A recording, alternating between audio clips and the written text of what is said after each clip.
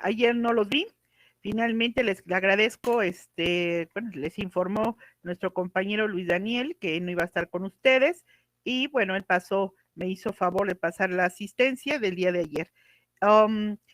Una de las cosas que quiero comentar con el grupo es relacionado con el próximo examen, porque recordarán que ustedes, el grupo 2610, habíamos quedamos, más bien no habíamos quedado, quedamos de que la tercera calificación de su evaluación iba a ser un segundo examen.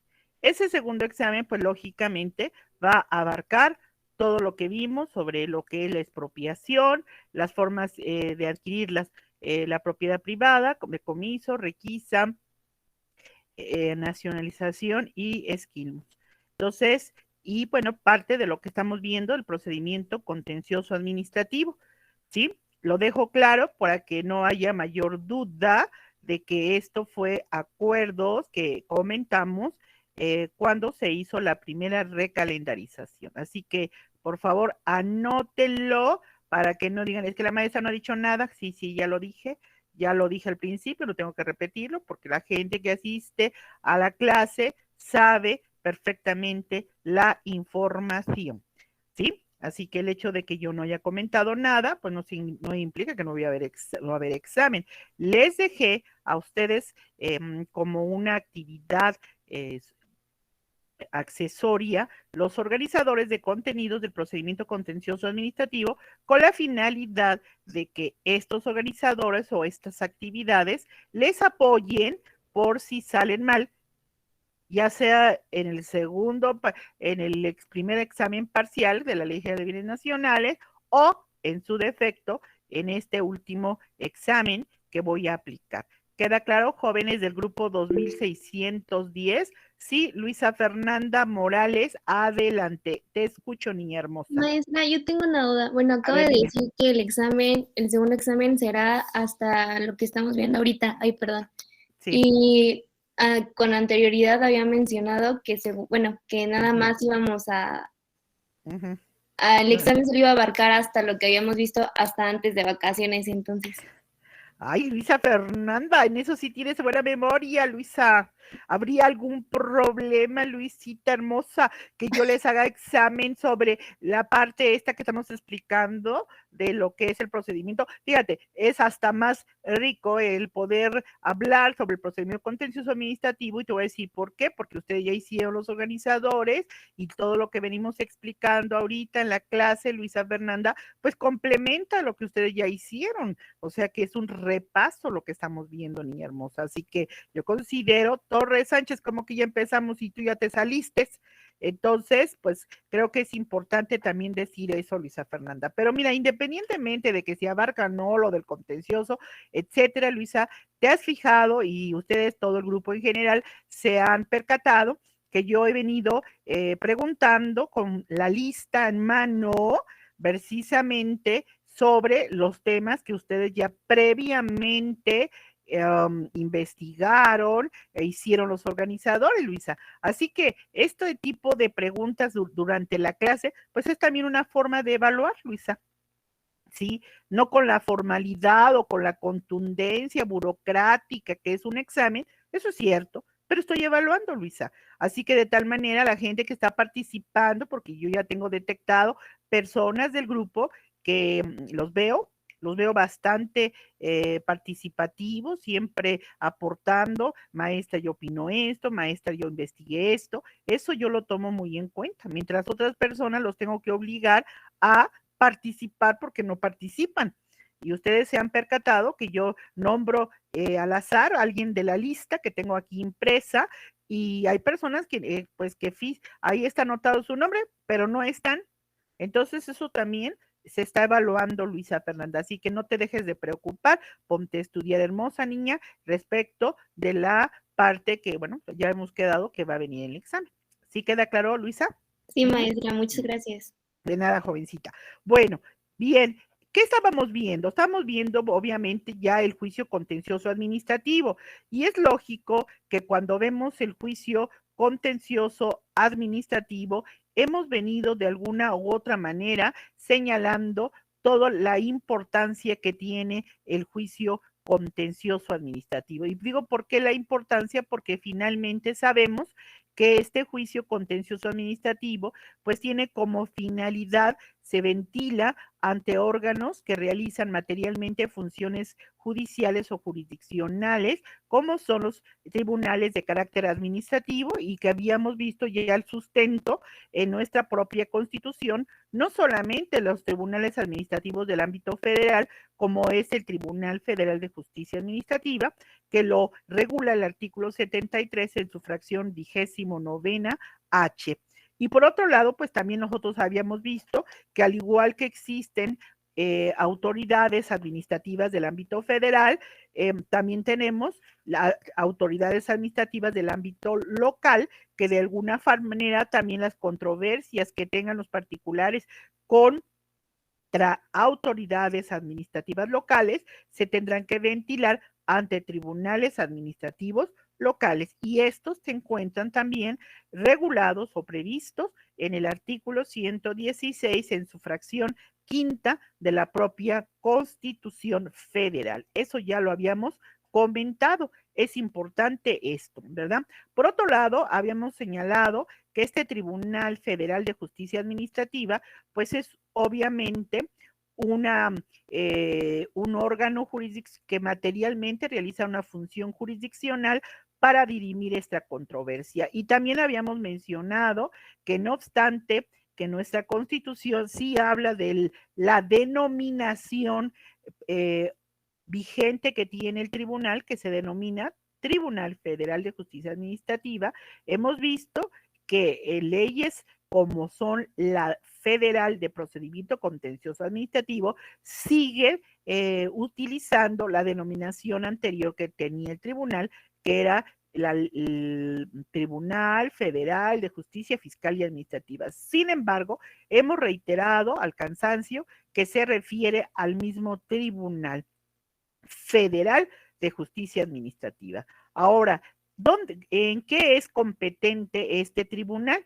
Bueno, pues de acuerdo con lo que hemos venido leyendo de la Ley Federal del Procedimiento Contencioso Administrativo, se menciona que este tribunal contencioso, este Tribunal Federal de Justicia Administrativa, su competencia se reduce básicamente a tres aspectos. La primera es que va a ser competente para dirimir, ¿verdad? O resolver los conflictos que se susciten entre particulares con la Administración Pública Federal. Es decir, todos aquellos actos administrativos que emitan órganos de la Administración Pública Federal centralizada, desconcentrada o descentralizada, estos actos que emitan estos órganos de la Administración Pública Federal y que lesionen los derechos de particulares, serán resueltos estos conflictos por este Tribunal Federal de Justicia Administrativa, ¿verdad? Esto es muy importante señalar. Ese es uno de los aspectos que va a conocer este tribunal. Otro de los aspectos que también conocerá el Tribunal Federal de Justicia Administrativa será, obviamente, imponer sanciones de carácter administrativo a quienes, a aquellos servidores públicos que incurran en alguna responsabilidad administrativa de carácter grave. Esto es muy importante porque también se encuentra regulado, obviamente, en nuestra propia ley federal del procedimiento contencioso administrativo. Ese es otro de los aspectos que se ventilan ante este tribunal. Y la última competencia o aspecto que también conoce este tribunal que estamos mencionando es que también obtiene facultades para sancionar a particulares que participen en actos vinculados con dichas responsabilidades de servidores públicos, ¿sí? Así como fincar a los responsables. Por lo tanto, este tribunal, si tú eres responsable particular y tu acto está vinculado con servidores públicos, pues este tribunal estará facultado para establecer el pago de indemnizaciones y sanciones pecuniarias que deriven de los daños y perjuicios que se causen a la Hacienda Pública Federal. Por eso es muy importante que de las partes que intervienen en el procedimiento contencioso administrativo, vemos siempre presente a la Secretaría de Hacienda y Crédito Público. ¿Por qué? Porque será Hacienda quien determinará si o no los particulares están o no vinculados con autoridades que hayan cometido, obviamente, responsabilidad en contra de la propia administración pública, porque es Hacienda quien va a determinar a cuánto va a ascender el pago de esa indemnización, ¿verdad? Que deberán pagar los particulares o en su defecto también servidores públicos porque han dañado obviamente el patrimonio del gobierno federal. Entonces, ahí estamos viendo que estos son los tres aspectos en donde es competente el Tribunal Federal de Justicia que administrativa. Por lo tanto, debemos decir que el procedimiento contencioso administrativo, pues precisamente tiene, como ya lo dije, facultades para dirimir controversias que se dan fundamentalmente entre los particulares, ¿verdad? En contra de actos que hayan emitidos órganos que son considerados de la administración pública federal. Esto es muy importante. También es importante decir, jóvenes, porque ustedes lo vieron precisamente al analizar todos la información sobre este procedimiento contencioso administrativo, que nuestra misma ley que estamos revisando, que es la Ley Federal del Procedimiento Contencioso, pues nos habla puntualmente de que hay tres tipos de juicios: el juicio por la vía tradicional o normal, el juicio en línea y el juicio en la vía sumaria. El juicio contencioso administrativo federal, ¿verdad? Tradicional, es aquel que se va a sustanciar recibiendo las promociones y demás documentos probatorios, ¿verdad? Normalmente son documentales públicas para anexarlas, obviamente, al escrito de demanda que presente, obviamente, la parte actora o demandante. Es importante señalar que en la vía tradicional el juicio contencioso administrativo federal se va a sustanciar con las promociones y documentos que por escrito, ¿verdad?, presente el demandante ante las salas especializadas en la materia tratándose de cada acto administrativo. Por eso es muy importante, y lo estamos viendo, y ustedes seguramente no me dejarán mentir, que vimos de alguna forma, de acuerdo con los organizadores de contenido, cuáles son esas partes, precisamente, o cuáles son esas etapas del procedimiento contencioso administrativo. Por un lado, la presentación de la demanda, una demanda que busca anular el acto de la autoridad administrativa y que de acuerdo con el artículo 13 de la Ley Federal del Procedimiento Contencioso Administrativo, se establece, obviamente, 30 días hábiles siguientes a que se haya emitido el acto, ¿verdad?, de autoridad.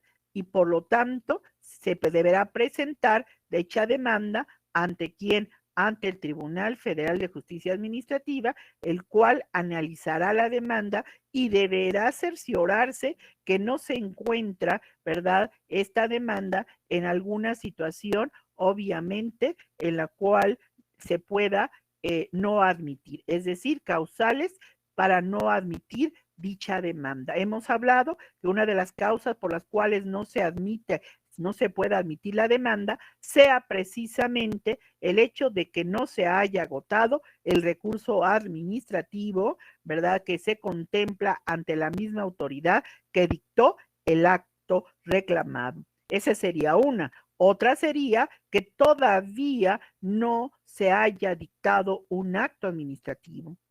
Pues finalmente el procedimiento contencioso administrativo procede contra actos o resoluciones de carácter que definitivo.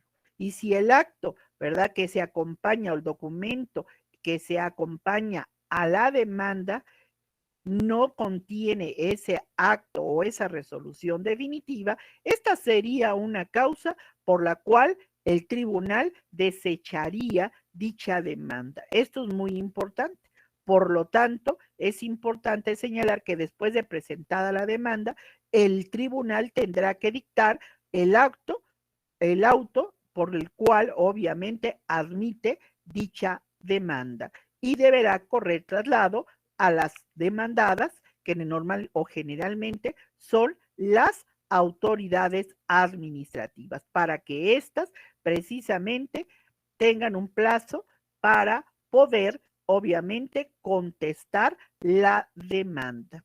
También hemos hablado, y la misma ley nos señala, que hay una ampliación. Si después de contestada la demanda, de esa contestación surgen nuevos hechos violatorios de los derechos del demandante, se tiene derecho a ampliar la demanda.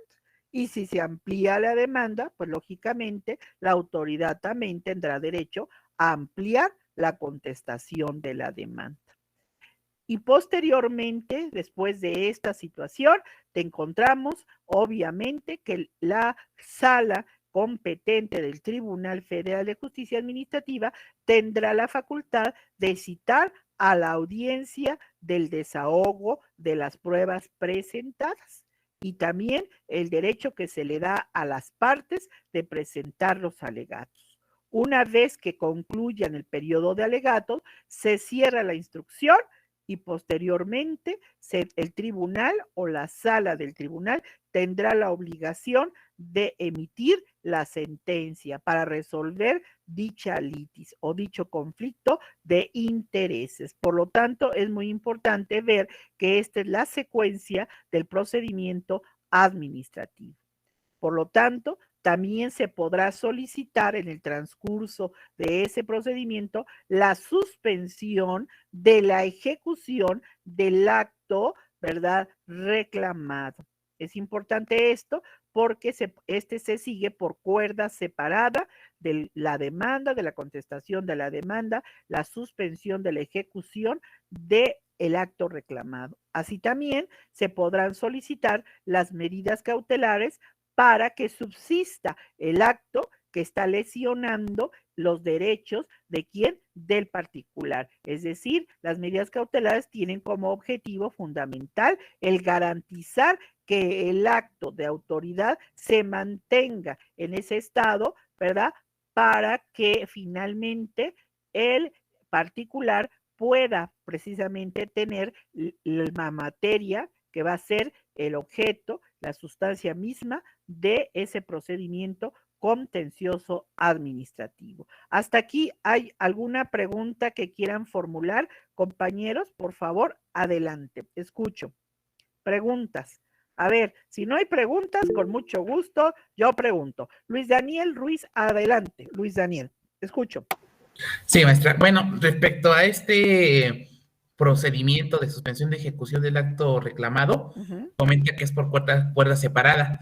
En cómo se haría, por ejemplo, nuestro escrito para solicitarlo tendría que contener los mismos requisitos de la demanda. Exactamente. Ahí vamos a ver más adelante que ese escrito en el cual haga valer el particular demandante la suspensión del acto reclamado, pues se tramita por cuerda separada y se solicita obviamente por escrito. Recuerden que el procedimiento tanto administrativo como el contencioso administrativo normalmente es oral y estamos hablando precisamente en la cuestión, es oral, perdón, es escrito, ay, ya no sé ni qué estoy diciendo, es escrito fundamentalmente, ese es un punto. Por otro lado, pues obviamente estoy diciendo, y lo dije anteriormente, que hay tres tipos de juicios contenciosos administrativos, el tradicional, el sumario y en línea. Pero como estamos hablando del tradicional, pues es eminentemente escrito y obviamente tendré que hacerlo, la solicitud o la petición a la sala del tribunal, lo tendré que hacer por escrito yo demandante para que yo se solicite y una vez que ese escrito yo lo haga llegar a la sala va a tener que notificar a las autoridades, ¿verdad?, demandadas para que en un plazo de 48 horas, que es lo que marca precisamente el artículo 28, fracción tercera, inciso C y D de esta Ley Federal de Procedimiento Contencioso Administrativo, pues puedan obviamente manifestar lo que consideren pertinente, y una vez que el informe se haya entregado a la sala, obviamente la sala va a tener que emitir una resolución respecto de si procede o no la suspensión del acto reclamado. Esto se sigue por vía separada, y obviamente el artículo 28, fracción tercera, inciso C y D de la Ley de Procedimiento Contencioso Administrativo nos establece estos plazos, compañero Luis Daniel. Al igual que también hablamos de las medidas cautelares. Las medidas cautelares y la suspensión de la ejecución del acto reclamado también se sigue, se hace por escrito, se presenta ante la sala y obviamente se solicita por la sala a las autoridades demandadas que dicten un informe para poder entonces la sala tener elementos si procede o no tanto la suspensión del acto reclamado o en su defecto las medidas cautelares que se solicitan por el demandante. Ambos, figuras suspensión de la ejecución y las medidas cautelares, se siguen por cuerda separada de lo que es el procedimiento principal en cuanto a la demanda, la ampliación de la demanda, la contestación de la demanda, así sucesivamente hasta que se dicta sentencia. Es lógico que la suspensión de la ejecución y las medidas cautelares deberán solicitarse dentro del procedimiento ordinario que estamos mencionando o tradicional, siempre y cuando todavía no se haya emitido la sentencia. ¿Sí, Juan, Luis Daniel? ¿Luis sí, Daniel? Maestra, gracias. Ok, de nada. Ok, ¿alguna otra pregunta hasta aquí? Bueno, pues vámonos con nuestra Ley Federal del Procedimiento Contencioso Administrativo. Nosotros veíamos el día de ayer quiénes pueden ser partes en el juicio contencioso administrativo. Dijimos que generalmente quien tiene el carácter de demandante, ¿quiénes son? Los particulares que se ven afectados por un acto de autoridad administrativa, generalmente. Excepcionalmente, puede también la autoridad administrativa que se ve afectado por un acto administrativo de otra autoridad, también puede solicitar, tener el carácter de demandante. Es excepcionalmente. En este caso, cuando el demandante es una autoridad administrativa, el juicio se llama de lesividad. ¿Quién tiene el carácter de demandado? Pues generalmente es la autoridad o autoridades que dictaron el acto administrativo o quienes vayan a ejecutar el acto administrativo que se haya expedido. Excepcionalmente también puede tener el carácter de demandado el particular a quien favorezca esta resolución emitida por una autoridad que administrativa. Por otro lado, también, sí, adelante, por favor. ¿Quién pregunta? Es Valeria. Adelante, buenos Valeria, días, profesora. por favor. Buenos días, niña. Disculpe, es que no me queda claro porque la Sí. clase pasada creo que Sí. yo había tenido esta misma duda y Sí, había dicho que sí. entre instituciones no podían demandarse y por eso era que recaía en el particular.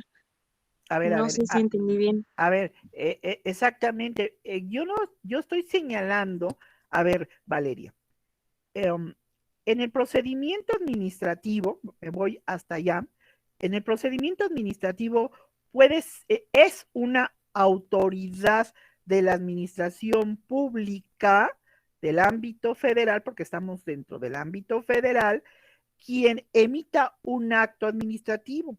Por ejemplo, yo he puesto, y lo puse como ejemplo, si no mal recuerdo, la vez pasada contigo, en el sentido de que decía yo que la Secretaría de Comunicaciones y Transportes otorgó a un particular la concesión para poder construir una carretera federal.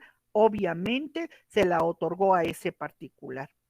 Sin embargo, cuando ese particular, sea persona física o moral, realiza el plano para la ruta de dicha carretera, se da cuenta, ¿verdad?, la Secretaría del Medio Ambiente y Recursos Naturales, que en esa ruta trazada por la empresa a quien se otorgó la concesión para construir esa carretera, se va a dañar ciertos reserva ecológica. Entonces, ese acto administrativo que emitió la Secretaría de Comunicaciones y Transportes está dañando, obviamente, está dañando los intereses públicos, los intereses, ¿verdad?, del patrimonio del Estado. Y entonces, la Secretaría del Medio Ambiente no puede demandar directamente a la Secretaría de Comunicaciones, ¿verdad?, porque ya el acto está favoreciendo a quién, al particular. Entonces, ¿qué va a hacer la Secretaría del Medio Ambiente y Recursos Naturales? Lo que va a hacer es que va a tener el carácter de demandante en contra del particular concesionario a quien se le otorgó, obviamente, esa concesión para construir la carretera del ámbito federal. Entonces, el particular favorecido por esa concesión va a tener el carácter de demandado. Por lo tanto, estamos señalando que la Secretaría del Medio Ambiente es la que va a solicitar al Tribunal Federal de Justicia Administrativa que ese acto administrativo emitido por otro órgano, que en este caso es la Secretaría de Comunicación y Transportes, está lesionando los intereses del Estado, porque es una reserva ecológica, ¿sí? Y por lo tanto, como las reservas ecológicas cada vez están más, digamos, en un momento dado escasas, ¿por qué? Porque se está terminando esas reservas ecológicas, esto dañaría, obviamente, los intereses de quién, del Estado. Y entonces, como la Secretaría del Medio Ambiente no puede por sí misma anular el acto que emitió la Secretaría de Comunicaciones y Transportes, porque no debe olvidar usted, Valeria, que el acto que emitió Secretaría de Comunicaciones y Transportes ya tiene plena validez y debe surtir plenamente sus efectos legales. Entonces, como la Secretaría del Medio Ambiente no puede ir y decirle a la Secretaría de Comunicación, oye, ¿sabes qué? Anula tu acto, porque está lesionando, no tiene facultades la misma administración para anular sus propios actos. Entonces, como no tiene facultades los propios órganos de la administración pública para anular sus propios actos, ¿qué tiene que hacer la Secretaría del Medio Ambiente que detectó que la ruta trazada por el concesionario particular está afectando los intereses de quién? Públicos? Y entonces, aquí lo que va a hacer la Secretaría de Medio Ambiente es acudir a un tribunal imparcial y autónomo, como es el Tribunal Federal de Justicia Administrativa, para solicitarle y hacerle ver que esa ruta trazada por la concesionaria particular, pues va a afectar los intereses públicos. Por lo tanto, solicitará al tribunal, después de llevarse todo el procedimiento tradicional, ¿sí?, u ordinario, que anule el acto que emitió la Secretaría de Comunicaciones y Transportes. ¿Y cuál es el acto que emitió la Secretaría de Comunicaciones y Transportes? Pues esa concesión que le está favoreciendo al particular, ¿verdad?, que es de la empresa que va a construir dicha obra. Ahí no estoy hablando de que la Secretaría del Medio Ambiente está en contra de la Secretaría de Comunicaciones y Transportes, simplemente está en contra de ese acto, ¿verdad?, que emitió dicha secretaría y que está favoreciendo un particular, pero lesionando los intereses de quién, públicos del Estado. A eso me estoy refiriendo, Valeria. No sé si ahí haya alguna confusión o no estoy siendo precisa en esto que estamos comentando. No, sí, profesora, pero es que no sé por qué me está costando tanto entender este tema. Muchas gracias por explicarme. Es que, bueno, pongo el caso particular, Valeria, de la concesión, pero si quieres ponemos otro ejemplo, que nada tenga que ver con las concesiones. Por ejemplo, ¿no? Hemos hablado también de la Secretaría de Educación Pública. La Secretaría de Educación Pública es una dependencia también de la Administración Pública Federal centralizada que otorga también permisos para poder aperturar escuelas, ¿verdad? Privadas. Acuérdese precisamente que el Estado, al no poder por sí mismo satisfacer necesidades o servicios públicos de educación completamente con sus escuelas públicas, pues se ve también en la necesidad de otorgar permisos a particulares para que estos puedan obviamente aperturar escuelas y puedan de alguna manera coadyuvar al Estado en la impartición de pues en este caso de la educación del sistema básico. Vamos a pensar que el permiso es que un particular está solicitando a la Secretaría de Educación Pública el hecho de que se le otorgue un permiso para aperturar una escuela de nivel primaria. Vamos a poner ese ejemplo. Y la SEP otorga el permiso, ¿sí? Sin embargo, estamos viendo que una vez otorgado el permiso, vamos a encontrar que el edificio que el particular va a destinar, ojo, para esa escuela, ¿verdad? Es de propiedad de esta persona, del particular que está solicitando el permiso. Pero resulta que la escuela se puede encontrar, ¿verdad? O el edificio para que se va a destinar para este servicio educativo de primaria, se encuentra en un lugar cuyo uso de suelo obviamente no es el adecuado, como puede ser que esté ubicado en una zona industrial, por ejemplo, o que esté cerca de establecimientos mercantiles, como son cuestiones donde se expende o se vende bebidas alcohólicas, por ejemplo. Entonces, la ubicación del edificio que este particular va a destinar para impartir, obviamente, el nivel de primaria, no es el correcto, pero la SEP ya lo otorgó, ya otorgó el permiso.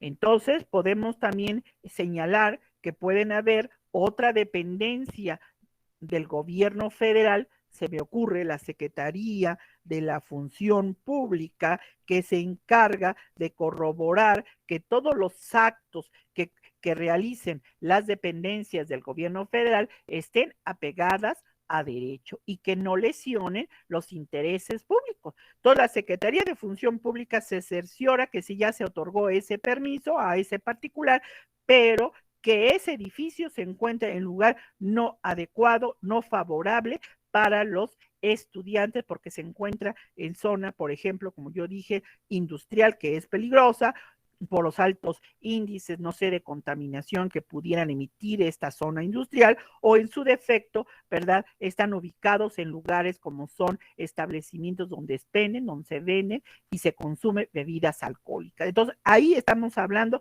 de situaciones que no son favorables. Entonces, ¿qué podría hacer la Secretaría de la Función Pública? La Secretaría de la Función Pública tendría que acudir para echar abajo ese permiso que ya se otorgó a ese particular. La Secretaría de Función Pública no podría, dentro de la propia administración pública, ir y decir, voy a demandar, no, porque no tiene funciones jurisdiccionales, Valeria.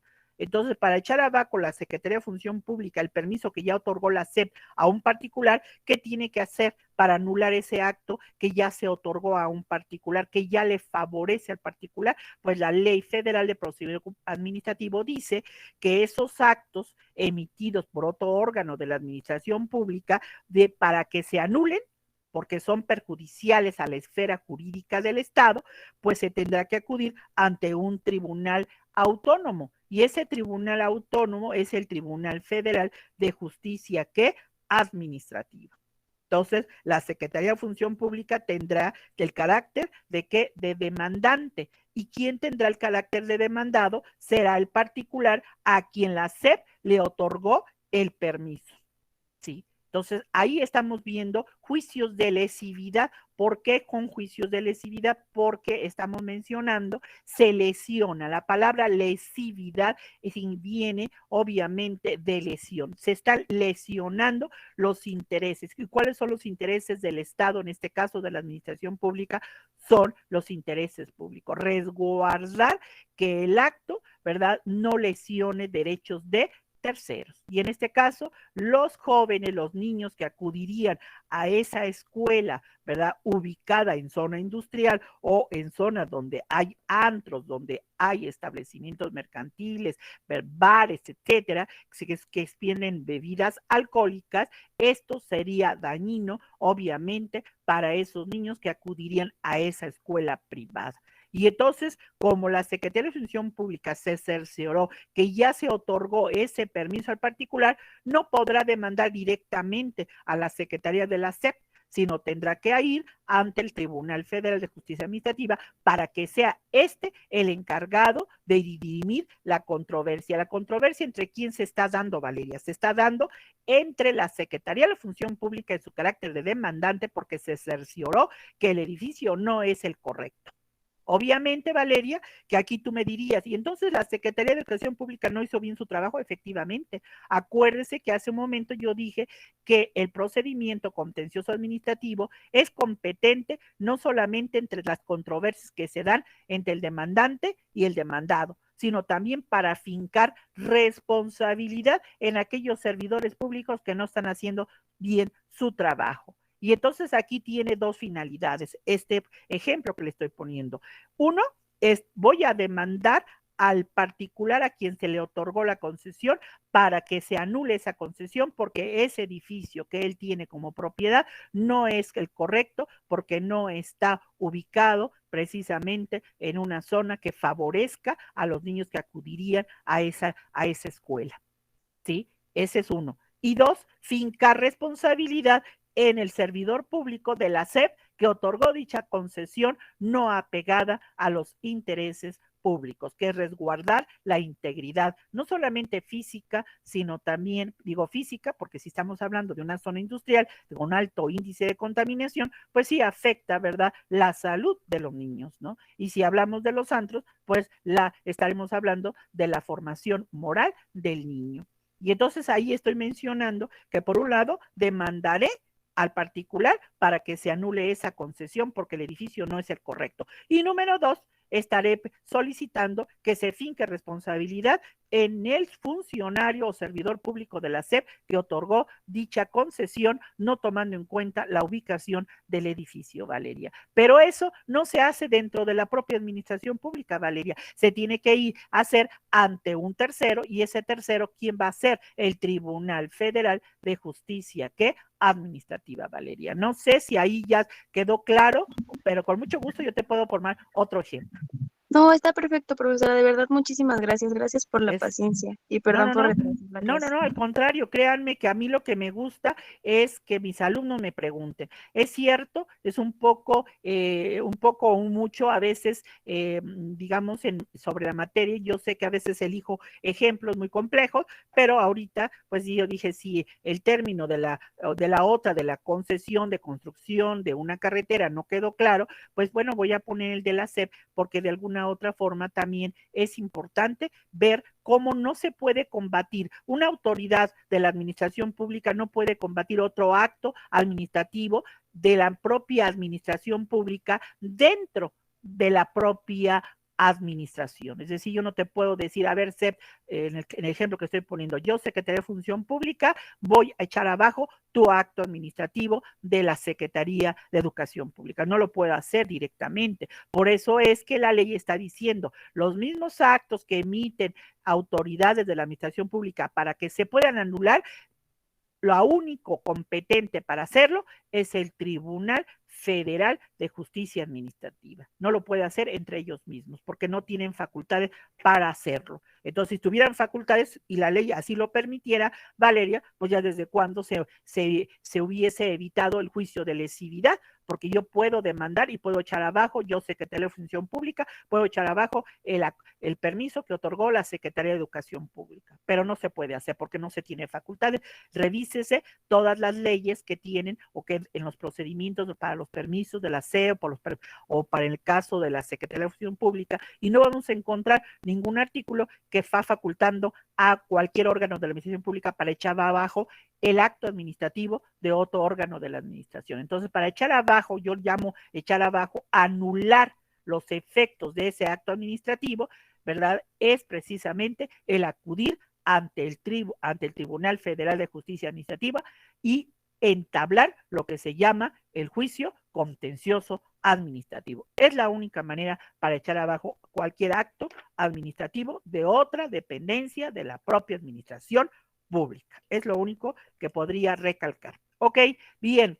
Por otro lado, estamos dentro de la Ley Federal del Procedimiento Contencioso Administrativo. Ya dijimos por qué interviene el Servicio de Administración Tributaria, ¿verdad? Porque también el servicio puede tener el carácter, obviamente, de demandado. Puede tener el carácter de demandado porque, en última instancia, recuerden que ya lo mencionamos anteriormente, el SAT, pues, es quien determina las multas, las sanciones que puedan imponerse a particulares. Entonces, pues lógicamente, si se trata de una multa, yo estoy controvertiendo una multa, una sanción pecuniaria que me estableció la Secretaría de Hacienda a mi particular, sí, por incurrir en una infracción de carácter administrativo, bueno, pues también el SAT tiene el carácter de demandado, cuando se trate obviamente de multas o sanciones pecuniarias. Y las multas y las sanciones pecuniarias, la única autoridad en el ámbito federal competente para establecerlas es el SAT. Recuerden que el SAT, ya lo vimos en Administrativo 1, es un órgano desconcentrado que depende directamente de la Secretaría de Hacienda. ¿Ok? Por lo tanto, pues es importante esto que estoy mencionando para que no quede dudas de por qué el SAT, ¿verdad?, puede tener el carácter de demandado, porque a veces el acto que se está controvertiendo es un acto que consiste en una multa, en una sanción pecuniaria que se haya establecido porque el particular haya incurrido en una infracción de carácter administrativa del ámbito federal, como puede ser la cuestión de tala de árboles, precisamente, que podría, o contaminación de aguas nacionales. Ahí estamos mencionando que la Profepa, que es la Procuraduría de Protección al Medio Ambiente, que de órgano desconcentrado de la Secretaría del Medio Ambiente, puede establecer a aquellas concesionarias que están extrayendo minerales del subsuelo, que estén contaminando tierras o aguas nacionales, pues que se imponga la sanción porque está cometiendo infracciones administrativas del ámbito federal. Entonces, ¿quién va a ser el que tenga el carácter de demandado? Va a ser el SAT, porque el SAT, como órgano desconcentrado de la Secretaría de Hacienda, es el competente para haber establecido a cuánto asciende la multa que se va a imponer a el concesionario que contaminó tierras o aguas, ¿verdad?, nacional. Y entonces ahí estamos viendo por qué tiene el SAT el carácter de demandado. ¿Hasta aquí hay alguna pregunta? Pregunto al grupo. ¿Sí? ¿Sí hay o no preguntas? Carlos Daniel Arias Espinosa, ¿me escucha? Arias Espinosa, Carlos Daniel, ¿está o no presente? Arias Espinosa, ¿no? Ok, pues Arias Espinosa, pues ya le dicen que ya le pregunté y no está presente. Ya tiene la falta, tiene la no participación. Ok, está Olvera Mora Zaira. Olvera Mora Zaira. Olvera Mora Zaira. Van dos veces a Zaire que pregunto. Aquí estoy. Ay, pues conteste. Es que estoy enferma, perdón. Ay, perdón. ¿De qué está enferma, niña? Hay tos. Ay, pues cuídese mucho, por favor. Pero a ver, Zaira, ¿se está entendiendo por qué el SAT tiene el carácter de demandado, sí o no, Zaira? Escucho. Pregunto, Zaira. Le iba a decir si me podía explicar otra vez, por favor. Es lo que veo, que yo estoy hablando como al vacío, porque no me están escuchando, ¿eh? Y muchos están nada más así como presentes de carácter simbólico. A ver, yo dije que cuando el particular está demandando una multa o una sanción de carácter pecuniaria, quien tendría el carácter de demandado sería el SAT, porque el SAT como órgano desconcentrado que depende de la Secretaría de Hacienda es el órgano de la Administración Pública Federal competente para establecer a cuánto asciende la multa o la sanción pecuniaria que se establece a un particular cuando éste está cometiendo infracciones a leyes administrativas federales. Un ejemplo de una infracción administrativa federal, dije yo, es cuando el particular a quien se le otorgó una concesión está obligado a no contaminar las tierras o aguas, ya sea del Estado o de otro particular, ¿verdad? Pero resulta que fundamentalmente hay empresas concesionarias que no les importa eso y llegan a contaminar aguas o tierras, ¿sí? Y entonces, ¿quién es el encargado de establecer la multa que debe pagar ese particular por esa contaminación que está haciendo? Es obviamente el SAT, porque es quien determina precisamente el monto de ese pago, ¿sí? Por infringir leyes administrativas del ámbito federal, Zaira. Y entonces es cuando el SAT, órgano desconcentrado de Hacienda, tiene el carácter de demandado. Y el demandante, ¿quién es? Pues el particular que está demandando, que considera que la multa que le impusieron fue excesiva, que no fue correcta, él puede probar que no contaminó ninguna tierra ni agua, etcétera. Entonces, para anular esa multa que impone el SAT, entonces, ¿qué va a hacer el particular? Va a través del juicio contencioso administrativo a ingresar su demanda para que se eche abajo esa sanción pecuniaria que le impuso el SAT por haber cometido una infracción administrativa del ámbito federal, Zaira. ¿Sí queda claro, sí o no? Ya me quedó más claro. Sí, ya le quedó más claro, porque ahora sí lo estuve escuchando, niña hermosa. No, es que sí lo había entendido la parte donde el SAT era el que iba a sancionar. Todo lo que tiene que ver con la cuestión de dinero, Zaira, y generar compañeros, todo esto es competencia del SAT, ¿sí? Es decir, aunque la infracción sea a cuestiones ambientales, quien debe determinar el monto de la sanción pecuniaria es el SAT. Por eso es el SAT quien debe, Rubio Mora, quien debe obviamente establecer ese monto de esa sanción pecuniaria. Es por eso que se dice que cuando se trate de multas o sanciones pecuniarias, el SAT es el que tendrá el carácter de demandado. Luis Daniel, adelante por favor, Luis Daniel. Escucho. Sí, maestra.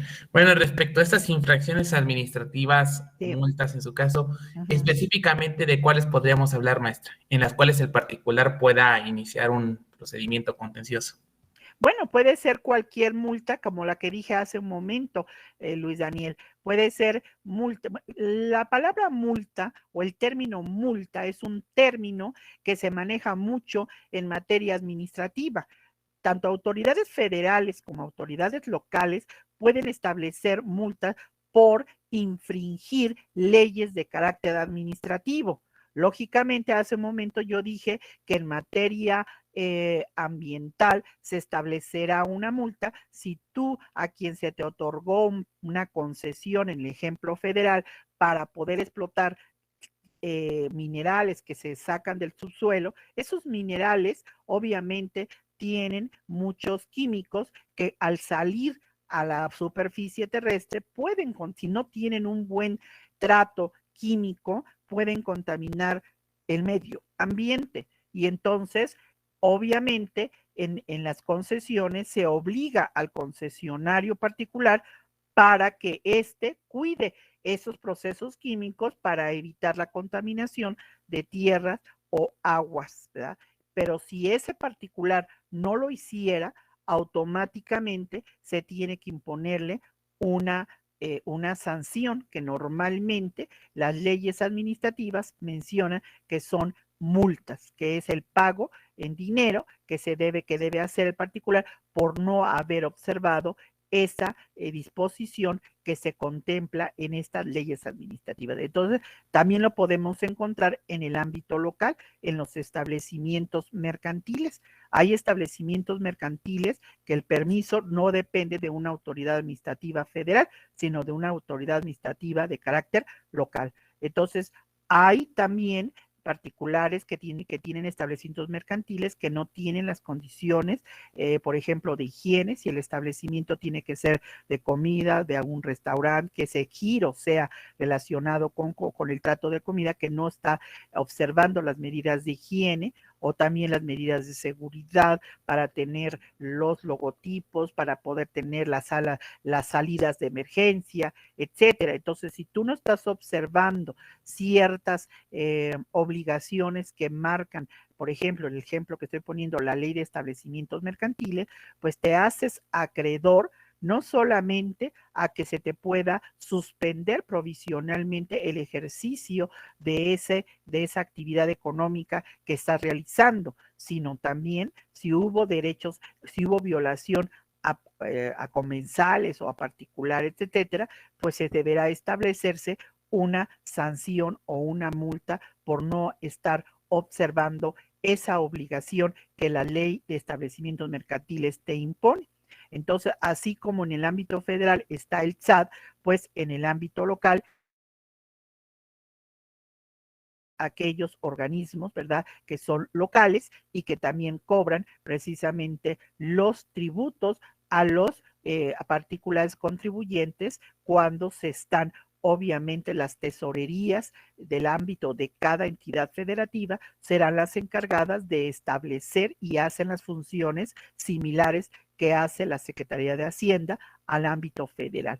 Entonces, todas estas oficinas administrativas recaudadoras de cada entidad federativa también están obligadas a imponer sanciones cuando se están infringiendo o no se están observando lineamientos que se están enmarcados o están regulados por leyes administrativas locales. Es decir, las multas no solamente se dan en el ámbito federal, también se dan en el ámbito local y son por infringir, como yo dije, cuestiones de obligaciones a que se constriñe el particular y no las observa. Cuando hablamos, por ejemplo, de las cuestiones ambientales que te impone a ti particular por por tu auto, que en muchas ocasiones vemos que no llevaste el auto a la verificación y que automáticamente se te pasó el tiempo, pues te haces acreedor a una multa. ¿Por qué? Por no haber llevado el auto en su momento a la verificación vehicular.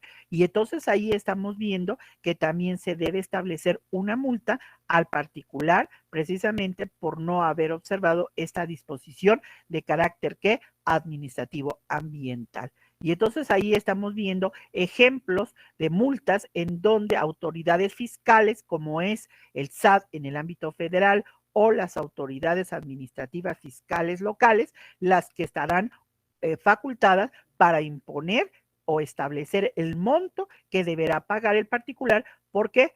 Por no haber cumplido con esas obligaciones que contemplan leyes administrativas o reglamentos administrativos, obviamente de carácter tanto federal como de carácter local, Luis Daniel. ¿Sí, Luis? Sí, maestra, gracias. De nada. Entonces, García Pérez me dice que ya está por ahí Rubio Mora, ¿está o no Sí, está? profesora. Es que me está fallando mi internet y hace como 5 minutos me sacó de la clase. Sí, porque yo dije, bueno, te tacho porque ya te había anotado. Ok, entonces, también pueden tener el carácter o pueden ser parte o son parte, en este caso, de el juicio contencioso administrativo, un tercero que tenga un derecho incompatible con la pretensión del demandante. ¿Cuál sería este caso? Un tercero que tenga un derecho, ¿verdad? Y es incompatible con la pretensión del demandante. ¿Cuál creen ustedes que pueda ser un tercero que tenga un derecho incompatible con la pretensión del demandante? Escucho. A ver, ¿cuál creen ustedes que puede ser el tercero? Adelante, compañero, que alzó la mano. ¿Quién es? Yo, Irving. Ah, Irving, qué milagro que Irving me está participando. Ya me extrañaba Irving, ya lo extrañaba. A ver, Irving, ¿cuál sería un tercero que tenga un derecho incompatible con la del demandante? Por favor. O la pretensión pues se me del demandante. ocurre Sí. que puede ser el mismo ejemplo de la escuela, porque decía que había, por ejemplo, alguien con una licencia para vender alcohol, pues esa persona se está beneficiando indirectamente, ¿no? Exacto. Entonces, pues también podría ser demandado. No se me ocurre muy bien en este ejemplo, pero se me ocurre un ejemplo similar. No, pero no demandado. A ver, no demandado, ojo. Una cosa es quién tiene el carácter de demandante, ojo. Otros, quién tiene el carácter de demandado, ojo. Y quién tiene el carácter de tercero. De un tercero que no es ni actor ni demandado, Irving. Tiene el carácter de tercero. Ah, ok. Ok. El carácter, ojo bien como dice la fracción tercera del artículo tercero de esta ley, dice, son parte en el juicio contencioso administrativo, fracción 1, el demandante, fracción 2, los demandados, que puede ser la autoridad que dictó el acto administrativo, que puede ser el particular a quien le favorezca el acto, que puede ser el jefe del SAT, porque él fue el que impuso el monto de la indemnización o el monto de la multa que se debe pagar el particular. Ese es el carácter de demandado. Pero tercero, también la fracción tercera de este artículo tercero dice que hay otra parte en el juicio, que es el tercero, pero el tercero no tiene el carácter de o es demandado o es tercero. Es el tercero que tenga un derecho incompatible con la pretensión del demandante. Bueno, lo voy a dejar de tarea para mañana. Okay. Por eso es importante el tercero. Es como el tercero perjudicado. Es decir, una cosa es la parte actora, la otra parte es la parte demandada y el tercero perjudicado. Un tercero que puede verse afectado por ese acto administrativo. ¿Sí? Entonces, vamos a analizarlo mañana. Les dejo de tarea para el lunes, para que revisemos quién tiene el carácter de tercero, ¿verdad? Y que ese carácter de tercero es obviamente que tenga un derecho incompatible con la pretensión del demandante. ¿Sí? Lo vemos el lunes. Se supone que ustedes lo analizaron, me hicieron los organizadores de contenidos y hoy se dan cuenta que hay muchos términos en esta ley que no tratamos o que vamos a tratar de aclarar, porque así a primera lectura pues no nos queda muy claro, ¿verdad? Entonces queda el tercero, que vendría a ser en materia de amparo el tercero perjudicado y que tiene un derecho incompatible con el demandante, pero que no es ni actor ni es demandado, tiene el carácter de tercero. Bien, si no hay ninguna pregunta, les agradezco su atención y les recuerdo que es importante estudiar los temas que van a venir en el segundo examen parcial, que considero que ya todos están súper más que bien estudiados. Gracias, chicos. Nos vemos. Hasta luego. Gracias, profesora. Que esté muy bien. Buen fin de semana. Buen día, profesora. Gracias, maestra. Buenos días. Gracias, maestra. Buen día.